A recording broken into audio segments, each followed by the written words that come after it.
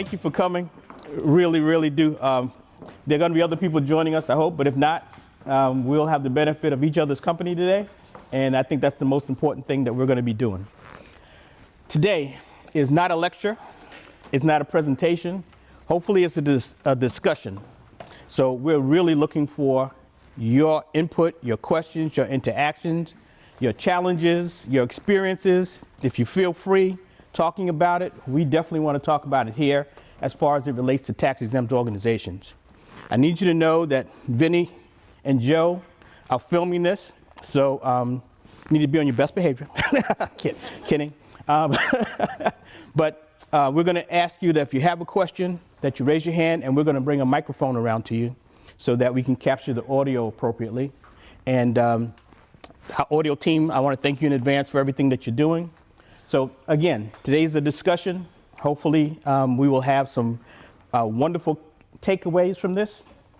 But the most important thing is that you are the experts. We're talking about tax exempt does not mean nonprofit.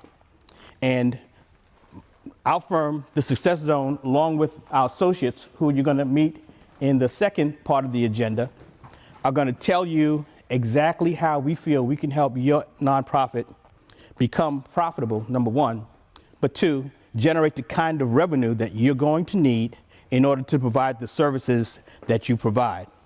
And now understand this, what you do, no one else can do. What you do is vital. What we want to do is help you do more of it, help you do it better, and help your organization become an organization that is, there's the word definitions we're going to talk about later, sustainable. We want to become sustainable, self-sufficient, but most of all, we want to help you do more for more people for a long time, okay? Basically, that's what it is. Thank you, Kimberly. See, she's my plant. She's my lead-in. She's my lead-in. Did you see this? Just looked up just now. You see, if you give somebody a spot on your TV show, they think they know everything about you. You know what I mean? So I'm Don Maraney, and the name of my company is the Success Zone. And we are here with our associate firms to talk to you today about something that we think is extremely important. And basically, that's how to become profitable. And as I said earlier, you are the experts because you are in the nonprofit community every single day, running your organizations, fundraising, helping your target audiences, dealing with your stakeholders. And so that's why we want your interaction, because we as consultants need to make sure that we're talking about the same thing and that we have consensus in the room. So at the end of this process, we're all on the same page and we all have the same takeaways, okay? The name of this session is called CEO Sessions. The Success Group has put together over the years a bunch of courses. They're not training courses because people in business don't need training. They're more like guidance courses. Over the course of the years, we've come up with subjects that we think are really important. One of the things we're going to be talking about, I'm just going to go through that, is social entrepreneurship, which we're going to get to in the second segment. But this is why we're here. The objective: to engage not-for-profit thought leaders, you and we, in dialogue to change the mindset regarding nonprofit finances. And that dialogue is basically, in order to accomplish our missions and our purposes, we need to operate as any business entity would operate, with profitability as our focus. Now, two things I want to make sure that we notice in this section. There are two parts of this. Management and operations focused on profitability, but governance focused on value to stakeholders. In a while, I'm going to ask Kimberly to come up, but the reason I want to emphasize that, because in nonprofits, we have two aspects that need to be going in the same way. The board, the policymakers need to think profitability, but also the staff, the operations, the executive director needs to be thinking profitability, and those two components need to be on the same page when it comes to where we're going. And again, we're going to have a lively discussion about this, and hopefully you'll get involved, because if those two components, the governance portion of it and the operational portion of it aren't in sync, the nonprofit's not going anywhere. They can't do anything without those two parts being in sync. Kimberly and I called it dynamic balance. We'll talk about that in a while. But again, I want everyone to understand that the important part of this, which is why we wanted the board and the executive to be here today, is that we need to have a meeting of minds inside the organization about this change of mindset, about thinking about profitability, okay? And so with you as the experts every day, and we as the consultants to you experts, the question is, what makes us so smart that we think we can tell you what you're supposed to be doing? I've had two lives. One in Internal Revenue Service. I spent about 15 years there as an agent and manager with examinations and exempt organizations. And so I think I know a little bit about tax compliance as it relates to tax-exempt organizations. I've done everything from deciding who was going to get a 1023 to auditing major corporations and universities in New York, which took 6 weeks, and auditing little organizations that took 3 to 6 hours. So, I mean, it's the whole spectrum. The thing that I am most proud of is that in 1979, I rewrote the instructions for the 990 form. And those instructions lasted until 2008, almost 30 years. Untouched. Me. So on that side, I think we kind of have a little tax compliance education going over here, okay? Been in business 30 years. And in the 30 years that we've been in business, we've worked with a lot of nonprofits, on boards, et cetera, et cetera. So we have both sides, I like to think. And on the business side, President Obama gave the brother a Lifetime Achievement Award in 2016 for my work in the nonprofit community. So enough patting myself on the back, but I just wanted you to know that all of us on this team that are going to be presenting have expertise that we feel we can bring to your organizations, okay? That's the bottom line. So first of all, let me say, we don't call tax-exempt organizations nonprofits. I mean, that just defeats the whole purpose of the discussion we're having today. We call them not-for-profit, which basically means you're not supposed to be out there challenging Google, but you're supposed to be making as much money as Google is. The purpose is different, okay? And so if you don't mind, through the rest of this discussion, we're going to either use tax-exempt or we're going to use not-for-profit. But if we can kind of push that non-profit dialogue out of our minds by the end of the day, we will have achieved one objective, okay? Agree? Yes. My question was regarding the value to stakeholders.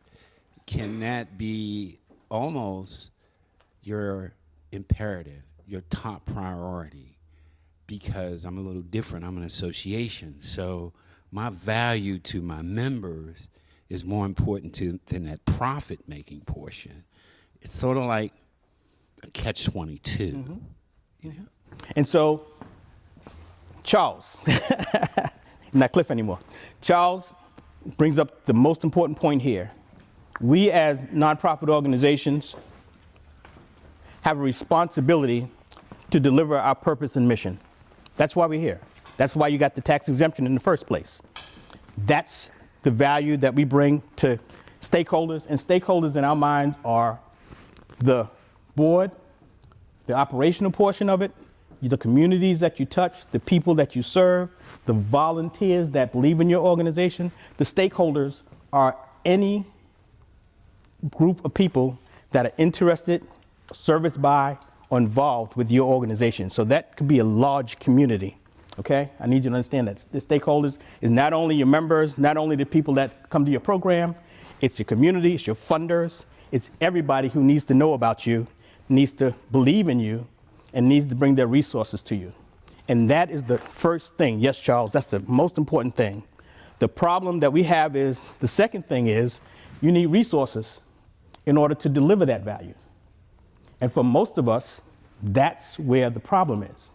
And so our team can help with bringing those resources and managing those resources so that we can provide that value across the stakeholder scope. Okay, so thank you for that question. I appreciate it.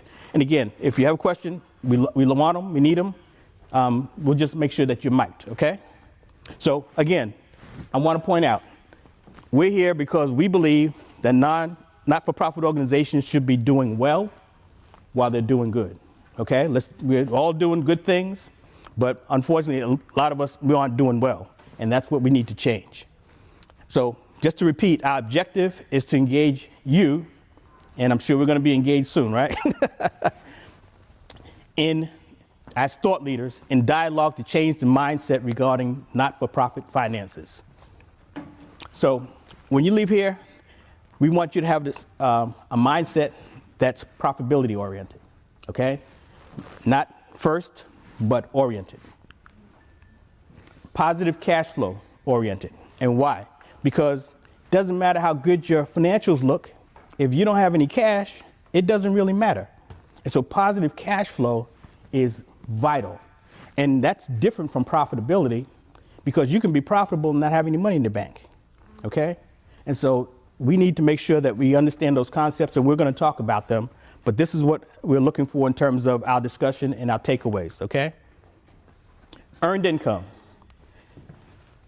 Someone told us that we're not supposed to make money, you know? We're supposed to do good, we're supposed to save the world, we're supposed to do everything, but we're not supposed to make any money. And if it's money that's not related to our programs, oh no, because we'll lose our tax exemption, we'll be taken off to jail, everybody on the board is going to be sued. I mean, come on. That's a myth we have to get rid of. Earned income is vital to what we're going to do. So let me just take a second and set that up. Mostly, we operate off of support income. Contributions, donations, fundraising, grants, membership fees, you know, things like that. That's support. That's money that's normally given to us without any expectation that the person giving it to us is going to want anything back, mostly. That to us is support. Our events manager is going to tell you later on that we believe that you need to make real money. And not-for-profits can do that. Yes, there's a thing called unrelated business income tax that taxes money that's not significantly related to your programs, and we'll discuss that in length. But think about this. If I am the Reverend Parkers run an international company in Ghana that's doing really great work on the ground. But suppose they decide to open an automobile dealership here in Maryland. That would be unrelated to their mission, right? But they just pay taxes on that, pay their 21% and take the other 80% and service their clients. I mean, it's just that simple. So is there a possibility that the exemption could be taken away? Sure it is.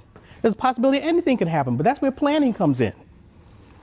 You sit down with the right people, you plan the programs, you plan how it's going to work, you plan the relationship to your mission, and if you can't make it related to your mission, you plan how you can make sure that you get the maximum tax value for it. But we need to get the money. Because when they're over there in Ghana, and they go over there and they don't have any money, and the people they're trying to help don't have any money, it's not even a good trip. Am I right? You know? So we have to really begin to think about this entire thing.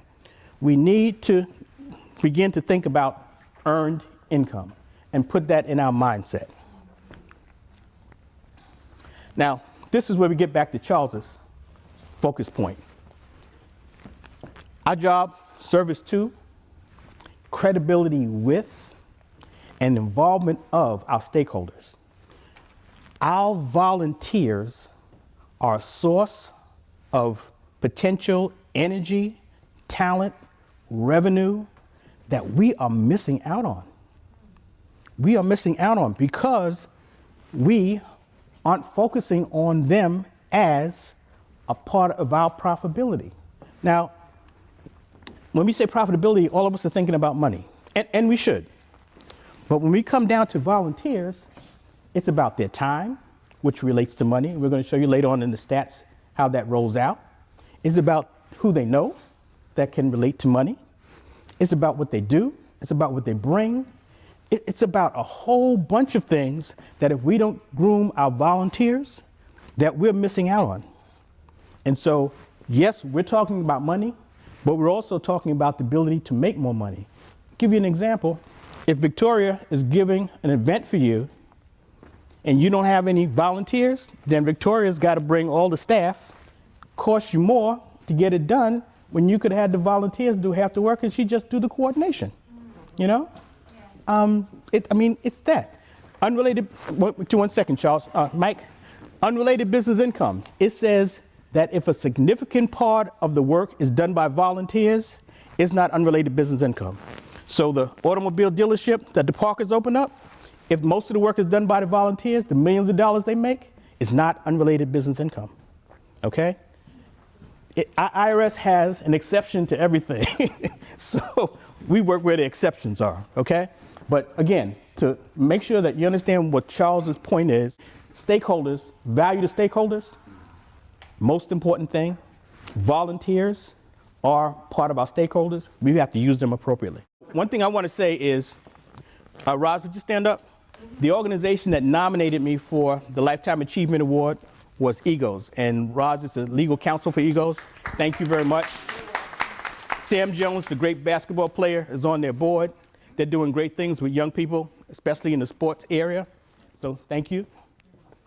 She didn't know I was going to plug her.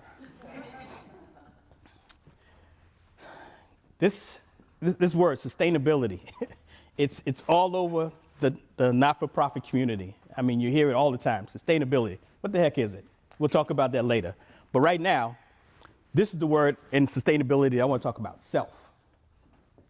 Sustainability, just for sake of discussion, is our ability to be a going concern, not have any operational challenges for an extended period of time. Quick definition. But what we're trying to get today is for the not-for-profit, to be in charge of its sustainability. Not have to worry about the grants, the funders, the contributions, the membership, all those other things that we hope will come in and work real hard to get. And as far as grants go, pray that they choose us. We want to be in charge of our own sustainability. We call it self-sustainability, okay? So let's talk about challenges. And hopefully when we talk about challenges, everybody's going to get involved, right? So we're going to have the mic just running around. Kimberly's going to come up and help me in the second part of the challenges when we start talking about operational. But for right now, financial challenges, revenue sources. Our revenue sources are limited. We talked about it before. It's mostly from support for most of us. We want to expand on that and use every revenue source that we can muster, whether or not it is related to our programs. And let me say that again, whether or not it's related to our programs. If it's unrelated to our programs, we have to plan. We should be planning it anyway. We'll get to that later on with Kimberly also. But just open your minds to, we need money from wherever we need to get the money. And although we've been told that we can't do this and can't do that and be tax exempt, let's put all that aside for right now. We need the money. Self-sufficiency. So sustainability and sufficiency are different in my mind. Sustainability is long-term. Sufficiency is to be able to support yourself, whether it's just for a day or not, but we should be self-sufficient. Sustainability is a longer concept in my mind.